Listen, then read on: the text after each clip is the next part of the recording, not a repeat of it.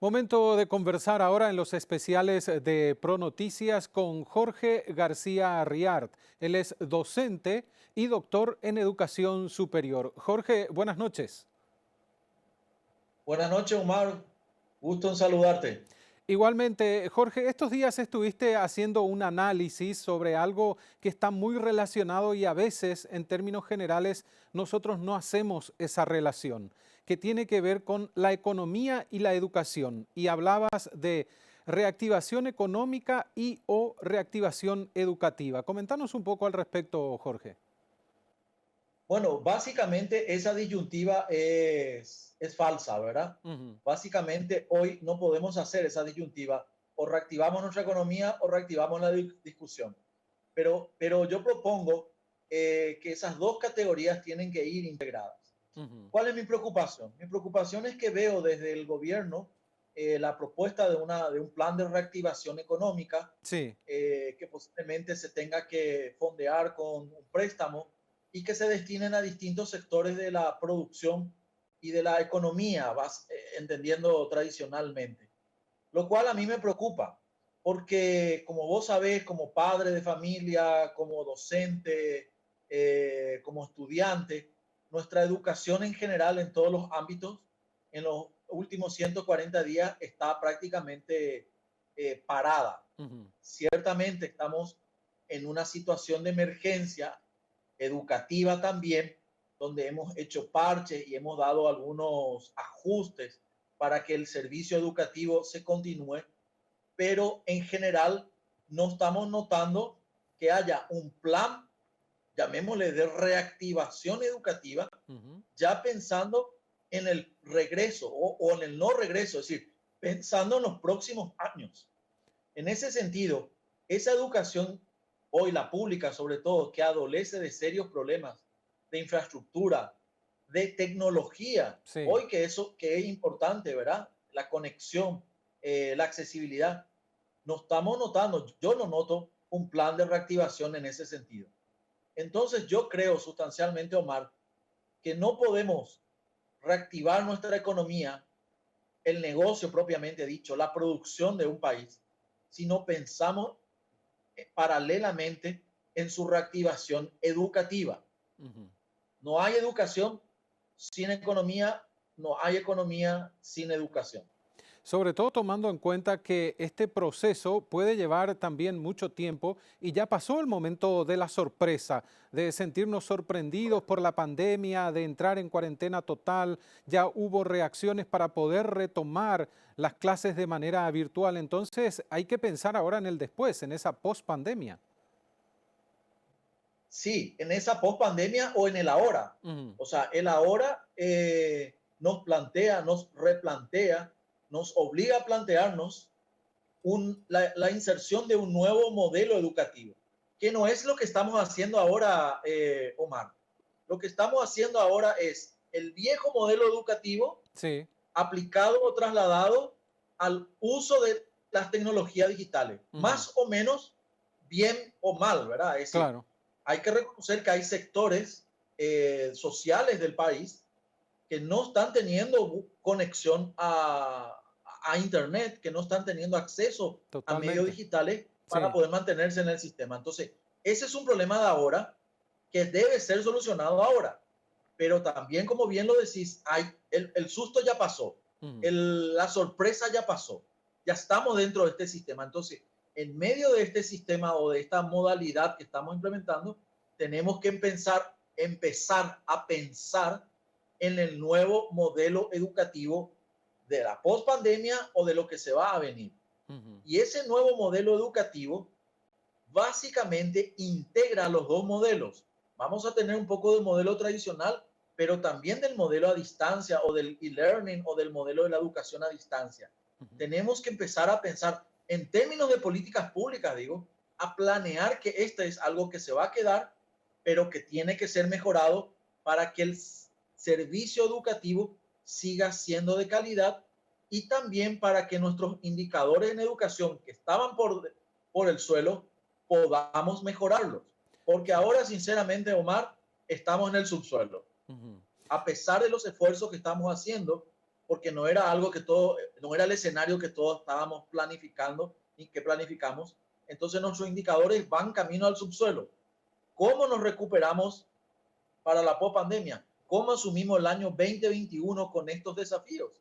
Ese es el gran desafío, el gran problema que tiene que asumir hoy la política pública educativa. Por eso es que yo digo que también se tiene que pensar en un plan de reactivación educativa, no solo económico en términos tradicionales, sino también la educación como un factor clave del desarrollo de la producción. Sí. Ahora, esto que planteas como reactivación educativa no es solo, no tiene que ver solamente con la provisión de fondos para poder modificar algunas cosas. Hablamos de una modificación mucho más estructural, Jorge. Correcto, correcto. Está bien, Omar. Con los fondos tenemos problemas. Ujú. O sea, los fondos hoy destinados a educación evidentemente no son suficientes. Sí, Y la manera como se están hoy vinculando los fondos, o sea, trasladando esos fondos de infraestructura, de mejoramiento de la educación a través del llamado FONACIDE, tampoco resulta. evidentemente tampoco resulta y no Sí. funciona. Porque ustedes los medios se están haciendo eco de que esos fondos son objetos de corrupción, Ujú. de que esos fondos están financiando viajes y otras cosas de otras personas. O sea, Sí. evidentemente esa fórmula que parecía la más adecuada en su tiempo, hoy tiene visos de que no funciona y de que se necesita un replanteamiento urgente. Ujú. Ese por el aspecto económico, sí, cómo fondeamos la educación. Y por el otro aspecto que muy bien lo planteas vos, es por la reforma o por la reformulación del modelo educativo que va, que pasa por las tecnologías, Sí. por el acceso a las tecnologías, que pasa por el modelo curricular, que pasa por los contenidos, por la producción de contenidos, que, esa nueva modalidad tiene que contener, valga la redundancia, que Ujú. debe soportar. Y en definitiva, todo esto es la redefinición de una nueva política que tiene que ser fondeada lógicamente, es decir, que tiene que recibir fondos adecuados para poder llevarse a cabo, ciertamente. Pero antes tenemos que pensar en el nuevo modelo. Sí. Y ahora, ¿por dónde comenzamos, Jorge? Si esto se plantea y se hace, ¿por dónde sugerís que se comience? Bueno, mira, yo no pienso en nuevos fondos. Ujú. Yo no pienso que hay la necesidad de contar con nuevos fondos. Claro. No se Porque, trata de más fíjate, dinero. no, no se trata de más dinero. Sí. Fíjate que tenemos unos nuevos datos que dice que la ejecución presupuestaria del Ministerio de Educación, propiamente dicho, en este año ha sido muy baja. Ujú. Es decir, quiere decir que tenemos recursos para hacer una reingeniería de esos recursos, reingeniería de talentos también, obviamente, y empezar a planear la educación post pandemia, la educación pública sobre todo, o sea, el nuevo modelo educativo. Ujú. Hay que asumir, mira, no creo yo en una vuelta atrás como punto de partida. Yo no creo en la hipótesis de que vamos a encontrar la vacuna, de que vamos a volver todas a clases presenciales muy pronto. Yo creo que habrá una combinación de ambos modelos, el tradicional con el nuevo, que tenemos que encontrar nuevas fórmulas y esas fórmulas se van a quedar y eso y a eso hay que darle una base de contenido, a eso hay que mira, en términos científicos, digamos, hay que darle una base epistemológica, hay que Sí. plantear nuevos conocimientos que soporten el nuevo modelo educativo. Y estamos a tiempo, yo no digo que estamos mal en ese sentido. Tenemos este tiempo, este semestre todavía para empezar a pensar, o mejor dicho, empezar a sentarnos a reformular el modelo educativo para el 2021. Para mí esa es la clave, Ahora, con los fondos que tenemos. claro, recién te preguntaba por dónde empezar o cómo empezamos. Y ahora, ¿quién comienza?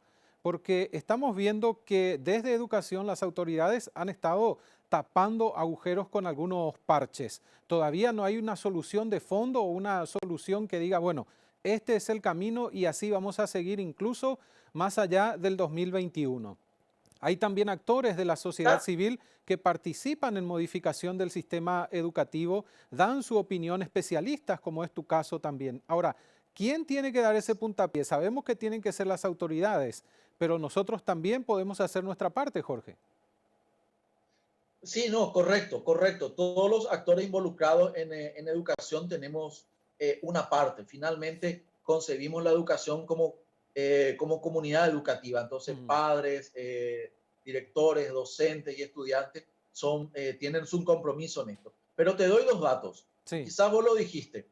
Uno de los puntos más críticos hoy que ha revelado esta pandemia es la falta o la debilidad de liderazgo que tiene hoy la titularidad del Ministerio de Educación. Por todos los frentes y por todos los lados estamos viendo que hay críticas, que hay cuestionamientos y que hay pedidos de un paso atrás o de un paso al costado, ¿verdad? Para poder reanimar el sistema con un nuevo liderazgo, que ese liderazgo sea participativo, que ese liderazgo involucre a todos los actores, escuche a todos los actores. No es algo que yo lo digo, sino es algo que yo lo estoy escuchando, viendo y analizando. Entonces, por ahí también hay un punto muy interesante, ¿verdad? Un nuevo liderazgo para una nueva educación. Yo lo pondría así como titular. Sí. Y por otro lado, te doy otro dato. A través del Ministerio de Educación, por resolución, se han planeado, se han previsto la constitución de lo que llamamos nosotros los consejos departamentales de educación. Esos consejos departamentales de educación focalizados en los departamentos, digamos como las regiones de nuestro país, ¿verdad? Son aquellos consejos que tienen que estar auscultando, que tienen que estar recogiendo los datos de su entorno educativo para trasladarlo luego a la política central, que sería el MEC, y convertirlos lógicamente en políticas educativas concretas, focalizadas y adaptadas a la región. Lamentablemente esos consejos departamentales no todos están funcionando.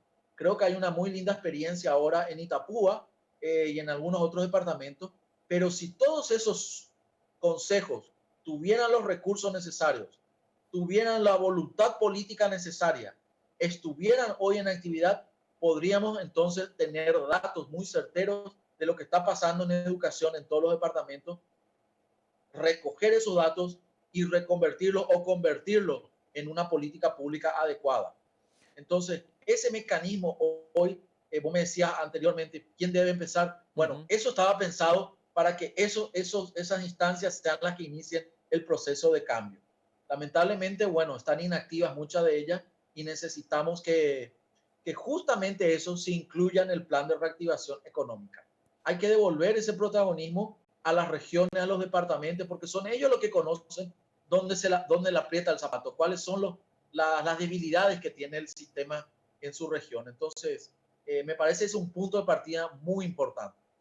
Ahora, recién dabas un dato clave, al menos yo lo considero clave, la voluntad política para llevar adelante esto que hace falta en materia educativa. Y ahí hay otro factor que tiene que ver con la alta politización de la educación en la actualidad. ¿Esto es dañino para el sistema? ¿Está afectando fuertemente? ¿Vemos las consecuencias en cómo se están desarrollando los procesos, Jorge? Sí, no, fundamental. Eso está claro. Eso ustedes lo ponen en los titulares todos los días. O sea, Sí. la politización, no diría la politización en términos de política pública, la politización partidaria, la Sobre todo. politización sectorial, claro, de la política educativa es lo que produce daños. Y ha producido tanto daño que por eso nos encontramos así ahora. Si algo le podemos dar positivo o chequear, darle la buena nota, digamos, a la gestión del Ministerio de Educación, es que por el momento, se está pudiendo controlar ese aspecto que es tan sensible en la educación, ¿verdad? Sin embargo, ese control adolece, ¿verdad?, de poco diálogo con los distintos actores. Es decir, evidentemente no vamos a poder erradicar la partidización de la educación, la sectorialización de la educación, si es que no iniciamos un diálogo amplio con todos los actores que ayuden a buscar los mecanismos para que esto sea erradicado. Esa partidización y esa sectorización, para que la gente nos entienda, el síntoma es la corrupción. Sí. Esa corrupción que vemos y que nos señalan todos los días la televisión, la radio y los diarios. Cuando se están utilizando fondos que van destinados a la construcción de una escuela con otro sentido, que están siendo destinados a otro lugar, eso es corrupción. Aun cuando se formen empresas de maletines para aprovecharse de esos fondos, eso es corrupción. Cuando no damos tampoco, no escuchamos a todos los actores de la educación, eso también es corrupción. Hay otro elemento también que necesita un análisis y que tiene que ver justamente con la formación y la profesionalización del docente en cualquier nivel, en la básica, en la media, en la universitaria. Este también es un momento para analizar el cambio en ese sector, Jorge. Bueno, en ese sentido, yo debo decirte, Omar, que ha habido avances muy significativos hacia la profesionalización del docente de básica y media. Sí. De hecho, eh, ahora los centros de formación docente tienen que pasar a constituirse en institutos superiores. Eso significa que le vamos a dar o deben tener rango universitario, rango de grado universitario, la formación docente. En ese sentido, ha habido muchos avances y se está caminando a eso. No podemos decir de que haya un retroceso, pero eso tiene que mantenerse, eso tiene que seguir. Yo te digo unos datos muy interesantes para dónde tenemos que ir. En la región, por ejemplo, en Brasil, los profesores, los docentes de básico y de la educación escolar básica y media, para ascender de categoría o para continuar con su carrera docente, deben tener formación de posgrado.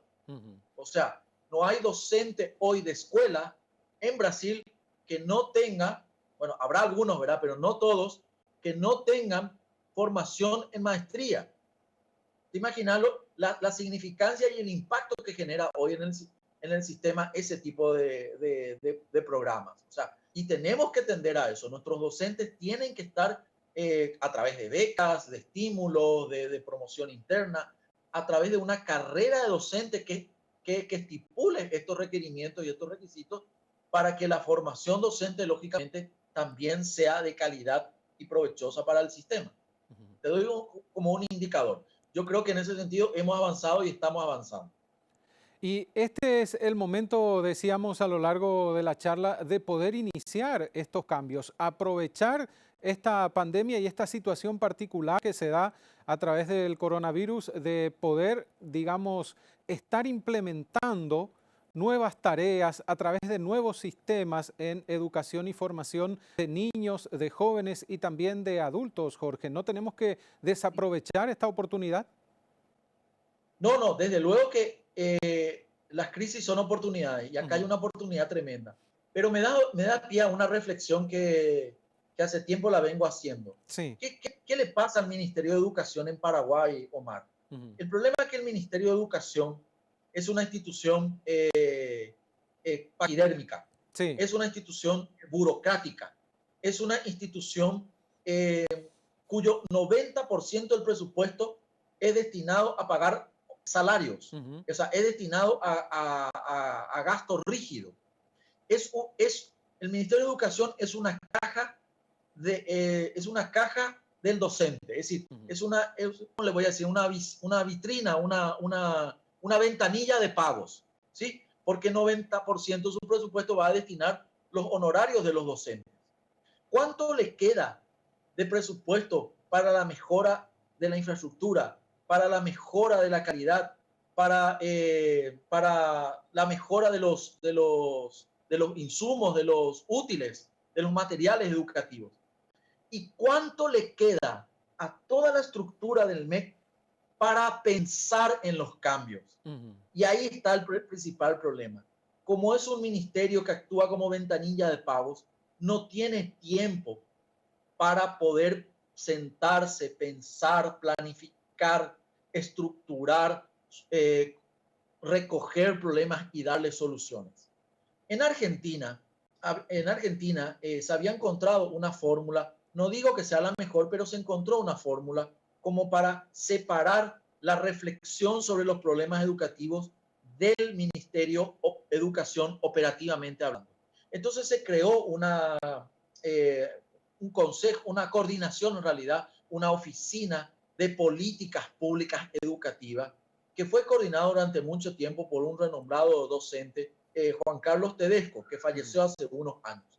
Es decir, la idea era dejar la Ministerio de Educación tal como está, que actúe en las posibilidades con los recursos que se le da, pero dejarle también a una instancia pública para pensar los problemas en la educación y proponer los cambios, las políticas públicas en este sentido adecuadas.